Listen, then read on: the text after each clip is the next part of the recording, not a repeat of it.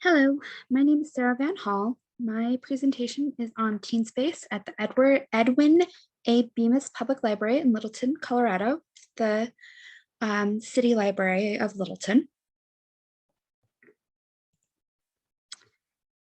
It was built in 1965 with an addition added in 1982. I chose this library because I was impressed with their teen programming as well as their teen deck page on their library website.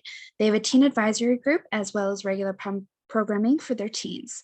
I thought this library would be a good one for teen space. The first problem I ran into was in even finding the space. If you look at the map, it initially looks like the teen deck is kind of hanging out in limbo up here. There's an easy to find staircase going up, as you can see here, but it has a staff only sign on it. It took me until I walked all the way back to adult fiction and then turned around that I was even able to see the sign for the teen space and realized that these stairs led to the teen deck. Also, staff did not speak to me the entire time I was in the library. No greeting from the front desk or when I passed by a servant's point in front of the adult fiction section.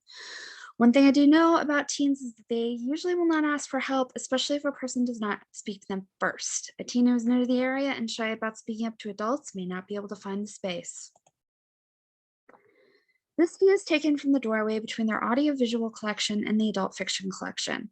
The doorway seen on the far side, there is to the children's area. The reference section is underneath the teen deck area.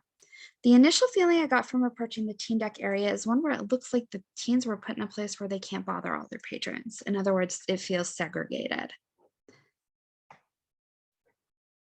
This was my first view at the top of the stairs going into the teen deck. The graphics were big and made the message clear. They just want the teens to respect each other and the space, and they make it clear that this space is for teens. So it looks like there's somebody who's invested on making this a welcoming space for teens.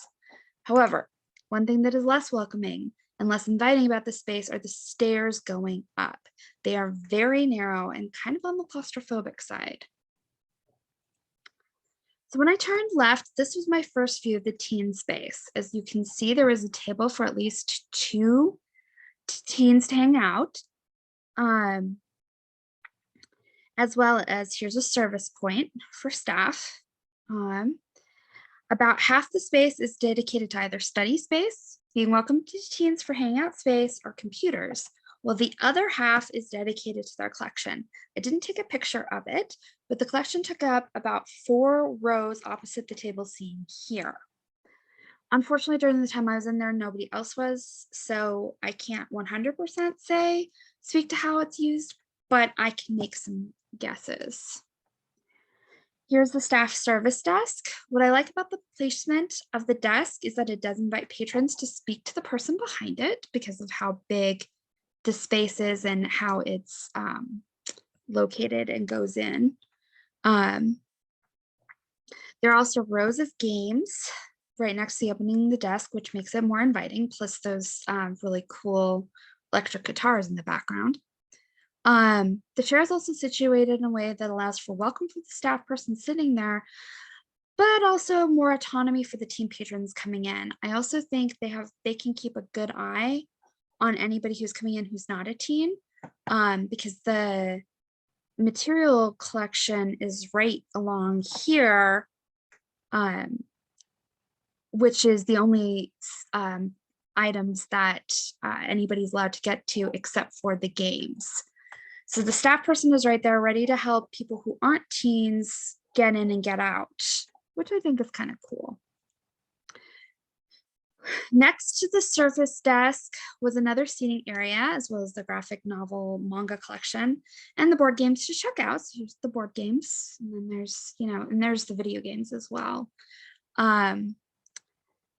One of the programs they have advertised on the Teen Deck webpage is one for board games, and according to the sign at the top of the stairs to the Teen Deck, any patron can come in and get games to play in the library.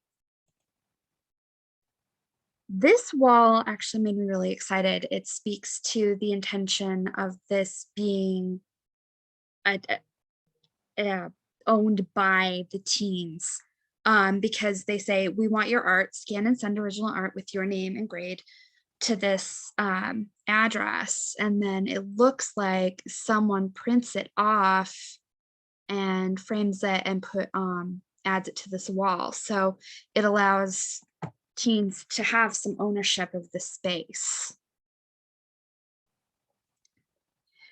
So here there's another long table for study and hangout purposes. There's also these alcoves along the wall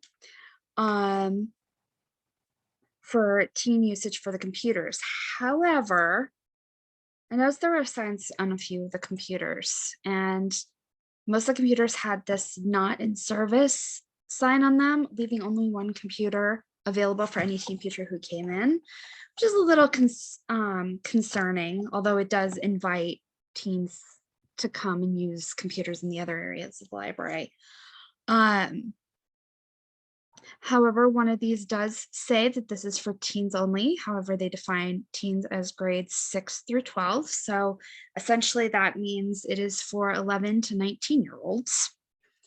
And then there's a definition of computer usage right here. And probably the sanitation is probably relatively new since COVID-19.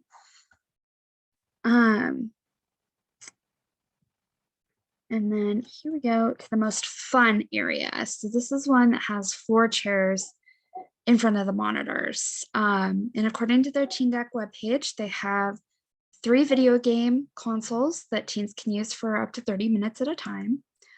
And one thing that really struck me about this area was how much more informal it felt as opposed to the rest of the library. So it just felt like a more modern space. It's meant to be used by teens, not to intimidate them. These pictures show some of the other ways the Teen Deck was decorated. It has color and has video game characters as decoration, which could be appropriate since they do advertise their video game consoles. However, the color on these is a little strong, and the adult areas in the library I work at has the same color, so it speaks to more of an adult aesthetic. And some of this feels a little dated. The big list of library rules was a little unsettling to look at, though it was in the corner area next to one of the computer alcoves. And it does define what the Teen Deck area is. It defines use of the children's area. But notice that the permitted conduct of the library is much shorter than the prohibited, which is not very patron friendly. Got ahead of myself. So this area, this slide shows the wide variety of seating areas in the teen space. There are multiple tables. So here's a table. And this one like plugs in so they can plug into the table. Here's another table. And then here's like this big table that can be moved and moved apart. There's alcoves. So these alcoves right here for singles and pairs. And then several comfortable places to sit on the floor. So here's these 2. And then of course, these orange chairs here, and see in the corner, there's a few more that can be added. The floor chairs have the most versatility since they can be moved anywhere. Plus, they also speak to that ability to be able to lean backwards. So comfortable seating, very social, people can use it. You know, they can still be able to talk to each other. They're not isolated. The tables really speak to their dedicated Dungeons and Dragons programming that they have for teens, as those tables are perfect for a group setting for role-playing game campaigns.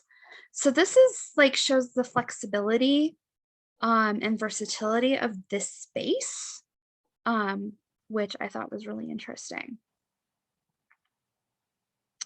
The directory map here was next to the elevator was a lot easier to read. It told any teen who might need to use any of the other spaces in the library where they could find what. And then what I found really interesting here is the plaque speaking to having a dedicated teen space created in 2001. What I find really interesting is a space created for and by the Teens of Littleton community. So that says that there's at least an intentionality at some point for this library to give teens a say in their library space.